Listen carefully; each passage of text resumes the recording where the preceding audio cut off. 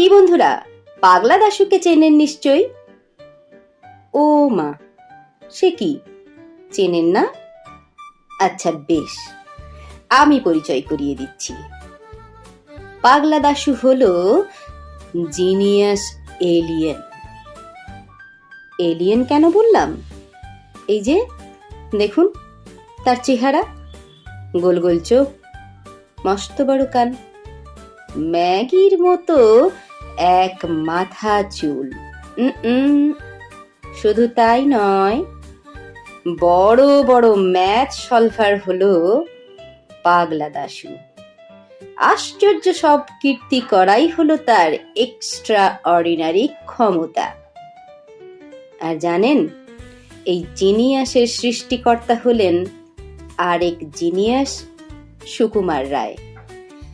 আমাদের অন্তত ছোটবেলাটা কেটেছে তার লেখা গল্প কবিতা পড়ে।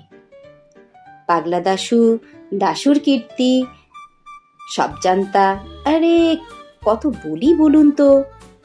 আচ্ছা আচ্ছা আচ্ছা বেশ, চলুন তার লেখা পাগলা দাশু গল্পটা আজ শুনে নেওয়া যাক।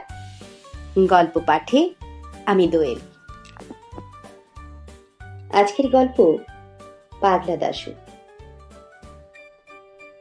আমাদের স্কুলের যত ছাত্র, তাহাদের মধ্যে এমন কেহই ছিল না যে পাগলা দাশুকে না চিনে। যে লোক আর কাহাকেও জানে না, সেও সকলের আগে পাগলা দাশুকে চিনিয়া ফেলে। সেবার এক নতুন দারোয়ান আসিল, একেবারে আনকোরা পাড়া গিয়ে লোক। কিন্তু প্রথম যখন সে পাগলা দাশুর নাম শুনিল, তখনই আন্দাজে ঠিক করিয়া লইল যে এই ব্যক্তি পাগলা দাশু। কারণ মুড়ের চেহারায়, কথাবার্তায়, চালচলনে বোঝা যাইত যে তাহার মাথায় একটু ছিট আছে। তাহার চোখ দুটি গোল গোল, কান দুটি অনাবশ্যক রকমের বড়, মাথায় এক বস্তা ঝাঁকড়া চুল। চেহারাটা দেখিলেই মনে হয় ক্ষীণ দেহ খর্বকায়, মুন্ড তাহে ভারী, যশোরের কই যেন নরমূর্তিধারী। সে যখন তাড়াতাড়ি চলে অথবা ব্যস্ত হইয়া কথা বলে, তখন তাহার হাত পা ছোঁড়ার ভঙ্গি দেখিয়া হঠাৎ কেন জানি চিংড়ি মাছের কথা মনে পড়ে। সে যে বোকা ছিল তাহার নয়, অঙ্ক কষিবার সময়, বিশেষত লম্বা লম্বা গুণ ভাগের বেলায় তাহার আশ্চর্য মাথা খুলিত। আবার এক এক সময় সে আমাদের বোকা বানাইয়া তামাশা দেখিবার জন্য এমন সকল ফন্দি বাহির করিত যে আমরা তাহার বুদ্ধি দেখিয়া অবাক হইয়া থাকিতাম। দাশু অর্থাৎ দাশরথী যখন প্রথম আমাদের স্কুলে ভর্তি হয়, তখন জগবন্ধুকে আমাদের ক্লাসের ভালো ছেলে বলিয়া সকলে জানিত। সে পড়াশোনায় ভালো হইলেও তাহার মতো অমন একটি হিংসুটে ভেজা বেড়াল আমরা আর দেখি নাই। দাশু একদিন জগবন্ধুর কাছে কি একটা ইংরাজি কথার মানে জিজ্ঞাসা করিতে গিয়াছিল। জগবন্ধু তাহাকে খামোখা দু কথা শুনাইয়া বলিল, আমার বুঝি খেয়ে দে কাজ নেই, আজ একে ইংরেজি বোঝাবো, কালোর অঙ্ক কষে দেব, পশু আরেকজন আসবেন আর এক ফরমাইশ নিয়ে, ওই করি আর কি।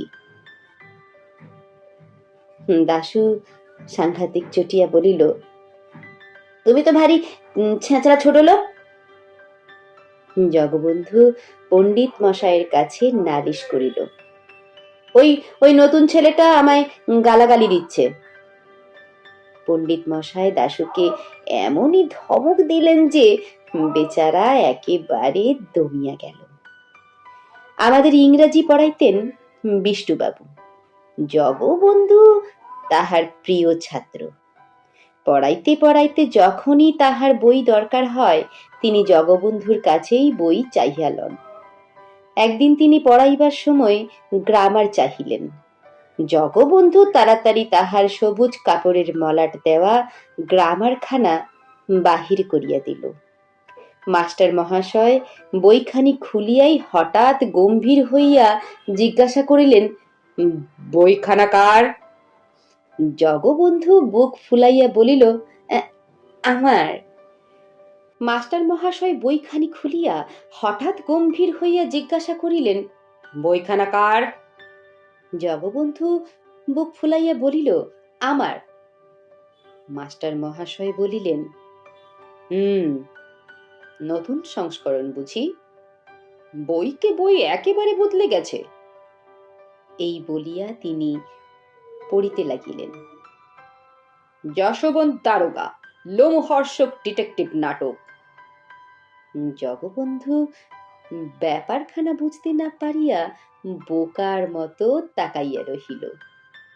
মাস্টার মহাশয় বিকট রকম চোখ পাকাইয়া বলিলেন, এইসব জ্যাঠামি বিদ্যে শিখেছ বুঝি? জগবন্ধু আমতা আমতা করিয়া কি যে বলিতে যাইতেছিল, কিন্তু মাস্টার মহাশয় এক ধমক দিয়া বলিলেন, থাক থাক, আর ভালো মানুষই দেখিয়ে কাজ নেই, ঢের হয়েছে। লজ্জায় অপমানে জগবন্ধুর দুই কান লাল হইয়া উঠিল। আমরা সকলেই তাহাতে বেশ খুশি হইলাম। পরে জানা গেল যে এটি দাশু ভাইয়ার কীর্তি। সে মজা দেখিবার জন্য উপক্রমণিকার জায়গায় ঠিক ওই রূপ মলাট দেওয়া একখানা বই রাখিয়া দিয়াছিল। দাশুকে লইয়া আমরা সর্বদাই ঠাট্টা তামাশা করিতাম এবং তাহার সামনেই তাহার বুদ্ধি ও চেহারা সম্বন্ধে অপ্রীতিকর সমালোচনা করিতাম। তাহাতে একদিনও তাহাকে বিরক্ত হইতে দেখি নাই। এক এক সময় সে নিজেই আমাদের মন্তব্যের উপর রং চড়াইয়া নিজের সম্বন্ধে নানা রকম অদ্ভুত গল্প বলিত। একদিন সে বলিল, ভাই, আমাদের পাড়ায় যখন কেউ আমসত্ত্ব বানায় তখনই আমার ডাক পড়ে, কেন জানিস? আমরা বলিলাম, খুব আমসত্ত্ব খাস বুঝি? সে বলিল, তা নয়, যখন আমসত্ত্ব শুকোতে দেয় আমি সেইখানে ছাদের উপর বার দুয়েক চেহারাখানা দেখিয়ে আসি, তাতেই ত্রিসীমানায় যত কাক সব ত্রাহি ত্রাহি করে ছুটে পালায়, কাজেই আর আমসত্ত্ব পাহারা দিতে হয় না। একবার সে হঠাৎ প্যান্টুলুন পরিয়া স্কুলে হাজির হইল। ঢলঢলে পায়জামার মতো প্যান্টুলুন আর তাকিয়ার খোলের মতো কোট পরিয়া তাহাকে যে কিরূপ অদ্ভুত দেখাইতেছিল তাহা সে নিজেই বুঝিতেছিল এবং তাহার কাছে ভারী একটা ব্যাপার বলিয়া বোধ হইতেছিল। আমরা জিজ্ঞাসা করিলাম, প্যান্টুলুন পরেছিস কেন? দাশু এক গাল হাসিয়া বলিল, ভালো করিয়া ইংরেজি শিখব বলে। আর একবার সে খামুখা ন্যাড়া মাথায় একটি পট্টি বাঁধিয়া ক্লাসে আসিতে আরম্ভ করিল। আমরা সকলে তাহা লইয়া ঠাট্টা তামাশা করায় যার পর নাই খুশি হইয়া উঠিল। দাশু আদপেই গান গাহিতে পারে না, তাহার যে তাল জ্ঞান বা সুর জ্ঞান একেবারেই নাই এ কথা সে বেশ জানে। তবু সেবার ইন্সপেক্টর সাহেব যখন স্কুল দেখিতে আসেন তখন আমাদের খুশি করবার জন্য চিৎকার করিয়া গান শুনাইয়াছিল। আমরা কেহ ওরূপ করিলে সেদিন রীতিমতো শাস্তি পাইতাম, কিন্তু দাশু পাগলা বলিয়া তাহার কোনো শাস্তি হইল না। একবার ছুটির পরে দাশু অদ্ভুত একটা বাক্স বগলে করিয়া ক্লাসে হাজির হইল। মাস্টার মহাশয় জিজ্ঞাসা করিলেন, কে দাশু, ও বাক্সের মধ্যে কি এনেছ? দাশু বলিল, আগে আমার জিনিসপত্র। জিনিসপত্রটা কিরূপ হইতে পারে এই লইয়া আমাদের মধ্যে বেশ একটা তর্ক হইয়া গেল। দাশুর সঙ্গে বই, খাতা, পেন্সিল, ছুরি সবই তো আছে, তবে আবার কি জিনিসপত্র বাপু? দাশুকে জিজ্ঞাসা করিলাম। সে সোজাসুজি কোনো উত্তর না দিয়া বাক্সটিকে আঁকড়াইয়া ধরিল এবং বলিল, খবরদার, আমার বাক্স তোমরা কেউ ঘেঁটো না।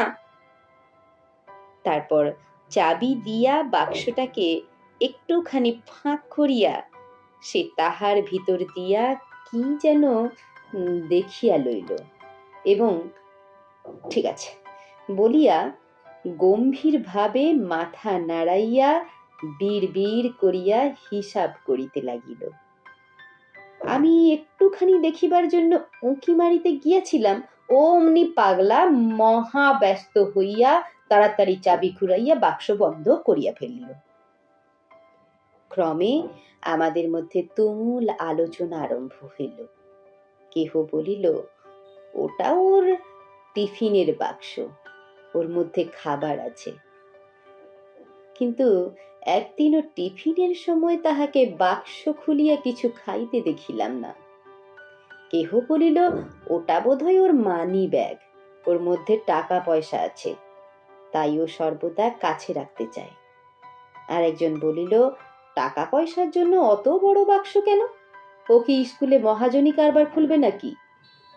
একদিন টিফিনের সময় দাশু হঠাৎ ব্যস্ত হইয়া বাক্সের চাবিটা আমার কাছে রাখিয়া গেল আর বলিল, ওটা এখন তোমার কাছে রাখো, দেখো হারায় না যেন, আর আমার আসতে যদি একটু দেরি হয় তবে তবে তোমরা ক্লাসে যাবার আগে ওটা দারোয়ানের কাছে দিও।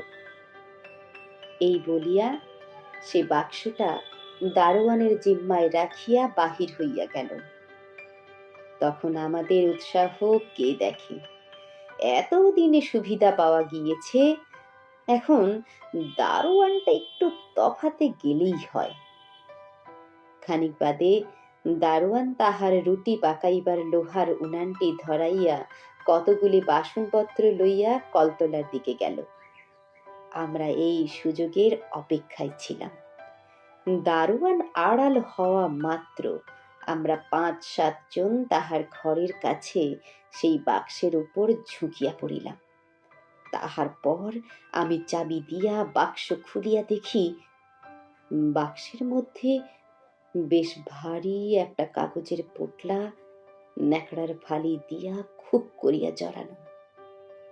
তাড়াতাড়ি পোটলার প্যাঁচ খুলিয়া দেখা গেল তাহার মধ্যে একখানা কাগজের বাক্স, তাহার ভিতরে একটি ছোট পোটলা। সেটি খুলিয়া একখানা কার্ড বাহির হইল। তাহার এক পিঠে লেখা, কাঁচকলা খাও, আরেক পিঠে লেখা, অতিরিক্ত কৌতূহল ভালো নয়। দেখিয়া আমরা উহার মুখ চাওয়াচাওয়ি করিতে লাগিলাম। সকলের শেষে একজন বলিয়া উঠিল, ছোকরা আচ্ছা যা হোক, আমাদের বেজায় ঠকিয়েছে। আর একজন বলিল, যেভাবে বাঁধা ছিল তেমনি করে বেঁধে রেখে দাও, সে যেন টেরও না পায় যে আমরা খুলেছিলাম, তাহলে সে নিজেই জব্দ হবে। আমি বলিলাম, বেশ কথা, ও আসলে পরে তোমরা খুব ভালো মানুষের মতো বাক্সটা দেখাতে বলো, আর ওর মধ্যে কি আছে সেটা বারবার জানতে চেও। তখন আমরা তাড়াতাড়ি কাগজপত্রগুলি বাঁধিয়া আগের মতো পোটলা পাকাইয়া বাক্সে ভরিয়া রাখিলাম। বাক্সে চাবি দিতে যাইতেছিল, এমন সময় হো হো করিয়া একটা হাসির শব্দ শোনা গেল। চাহিয়া দেখি, পাঁচিলের উপরে বসিয়া পাগলা দাশু হাসিয়া কুটি কুটি। হতভাগা এতক্ষণ চুপি চুপি তামাশা দেখিতেছিল। তখন বুঝিলাম, আমার কাছে চাবি দেওয়া, দারোয়ানের কাছে বাক্স রাখা, টিফিনের সময় বাহিরে যাওয়ার ভান করা, এই সমস্ত তাহার শয়তানি।